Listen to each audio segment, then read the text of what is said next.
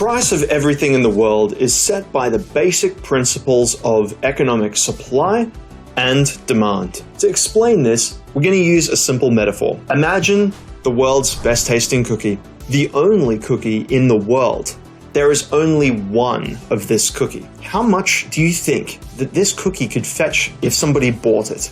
$1 million perhaps? If you were to buy this cookie, you'd be the only person on earth to have ever tasted it. What if the baker who made this cookie went out the back and made another 100 cookies? Could he still charge the same $1 million for that cookie? Probably not, because now there's 100 more of them. Part of the appeal to that cookie was not only the taste, you'd be the only one in the world to have ever eaten it. Now you'd simply be one of 100. Andrew Tate's Bugatti is one of the most expensive and rare cars in the world. Its value comes from its scarcity, its uniqueness, and its quality. The price of everything in the world must reflect the supply and demand. Having something that's super scarce means that its price is going to go up. Having something that has a high supply means its price is going to fall. If there's more supply and the demand doesn't change to reflect this, the price must fall to maintain the equilibrium. Let's use an example. Think of your favorite crypto token. Do you really think that it's going to maintain the same price if the person that developed that token, if they pump the supply by 500%? Of course not. If they increase the supply by 500%, how can it possibly hold the same price if the demand doesn't rise to meet it? People in the crypto world will be looking at cryptos and go, oh wow, but look at the price. It's only 1 cent, without even thinking that maybe the supply is exorbitantly high. And the truth is that most of them are. They have excessive supply, low demand, just like dirt. Typical terms that you'll hear in the investing world include bull and bear markets. A bull market is where prices are rising and everything's going up and everybody's making lots and lots of money. We buy or go long in bull markets, long being the direction of the trade. In bear markets, this is where things are going down. Everybody's losing money, there's a lot of pain and suffering. We sell for bear markets, or go short, which is where you make a profit when the market goes down. The market cycles through bull and bear markets, like a sine wave. Up and down it goes, perpetually, over and over and over again. We buy at the bottoms and we sell at the tops. The reason why covering these basics is important is because everybody forgets the main reason of investing, which is to buy and then after you make your money, you sell at the top to lock in your profits and then use those profits in the real world. Most of the problems in the crypto world come from people bag holding, and then they follow all the way down through the bear market, they lose all of their profits, and they never take their money into the real world, because the whole point was to become rich in the first place and spend the money. They don't do this, and then they repeat the same cycle over and over and over again because they're psychologically weak, or they do not have the models and systems that allow them to invest like professionals. Well, we teach you how to avoid this by using the special tactics and strategies that we use in this university so that you can be professionals. Remember, the name of the game is to always keep and multiply your money. With our help, you'll be able to do both. In the crypto world, we have smart money and we have dumb money. Everybody knows somebody who is dumb and made tons of money in the cryptocurrency markets during the last bull runs. This is true because in the bull runs, it's super easy to make money. Everybody can put money down into the market and simply carry along with the trades and allow the wave of the market and the momentum to carry them upwards without any effort. But in the same way that lottery and gambling winners lose all of their winnings after only a couple of years because they never learnt the financial tactics and techniques in order to keep their money, they always give their money back to the market. It's the same thing with gambling and it's the same thing with investing because people bring their broke boy mentality of gambling into our world of investing. When people are trying to learn how to do this themselves and they have nobody to mentor them, they always revert back to their instincts, which are not designed to allow them to be a good trader or an investor. If this was the case, everybody would easily be able to make money from the market with no training. In this university, it's not just about teaching you the skills necessary in order to be the best. We want you to be better than the best. We want you to be not the gamblers, but the house. So how do we achieve this? You can be a trader or an investor. The trader sits in front of their screen for 12 hours a day, making hundreds and hundreds of small trades. They convert their time and their energy into money through the market by entering and exiting over short time horizons. The other approach to the market is investing. An investor is one that chooses longer time horizons to execute their positions or their trades over. An investor doesn't need to spend all day sitting at their computer watching the market to try and figure out what will happen next. However, they do need to spend a lot of time developing a solid system that will allow them to exploit the market over the long run. So it's important to mention there's some misconceptions that are just so poisonous and dangerous to you as an individual that they need to be addressed immediately. And that is that you can use crypto as some form of income. Believe me, if you have expenses, you have bills to pay, and they need to be paid, then crypto is not how you do that. Crypto is not a cash flow generation activity.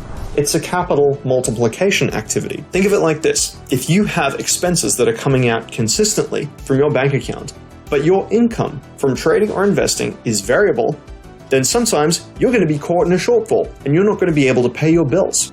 Makes sense when I explain it like that, but everybody is under the same delusion that somehow it's like having a job.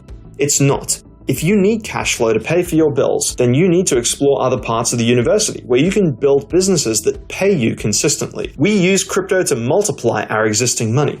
And this is how we grow insane amounts of wealth. So if you're interested in multiplying your money, this is absolutely the right place for you. Would you like to know how to solve any problem, how to instantly upgrade the quality of your life to levels that you didn't even know were imaginable? You will find that the quality of your questions is highly correlated to the quality of your life. Think about the people you know in your life and the questions that they're asking. Think about the people you respect and the people you don't respect. I bet that these people ask completely different questions. Think about the person that asks, "What's the popular sports team doing this weekend?" And the person that goes, "What is the meaning of life?" These two people are going to go down completely different paths in life because the intention of their questions, the amount of thought and consideration they've put into them, is completely different. A lot of bad questions also come from the people trying to simply outsource their thinking. They bundle up all of their problems in an incoherent mess, they don't bother typing in the words correctly, or they'll jumble everything up, and then they'll just dump it on your lap. They don't even put in a little bit of effort into trying to untangle all of their own thoughts for the benefit of the person that's trying to help them. So even if they were inclined to help, they still can't because the question is not clear. With this, you can see that giving people all the relevant details is super important to understanding where you're at and what you're doing. Vagueness gets vague answers, and you want specificity because specificity is actionable. Number 2, tell them what you've already tried. Sometimes the journey between question and answer is a long path and there's many steps in the way. If you know where you are,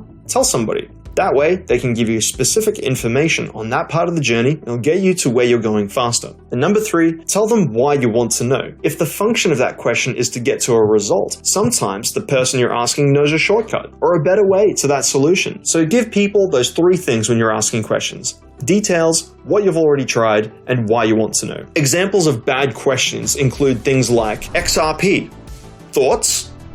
Never ask thoughts. Thoughts is an example of outsourcing your thinking. Don't do this. Tell us what you've learned from the lessons, what skills and tactics you're trying to apply, specifically why you're trying to apply those, and then ask, have I applied the lessons correctly? The way that you structure your analysis will lend itself a lot better to the actionable advice that we need to give you so you can make the most money possible. The amount of effort that you put into your questions will probably draw out the same amount of effort from the person answering you. So if the professors are inclined to help, they will be more inclined to help to a greater detail if you put a lot of effort in there. Remember all of these rules and you're going to be asking fantastic questions and be getting great responses.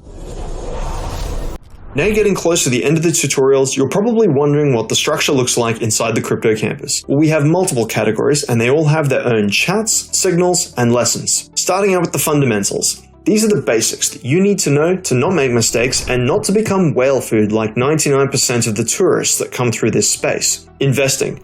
Master medium and long-term investing strategies so that you can become an efficient portfolio manager. Trading.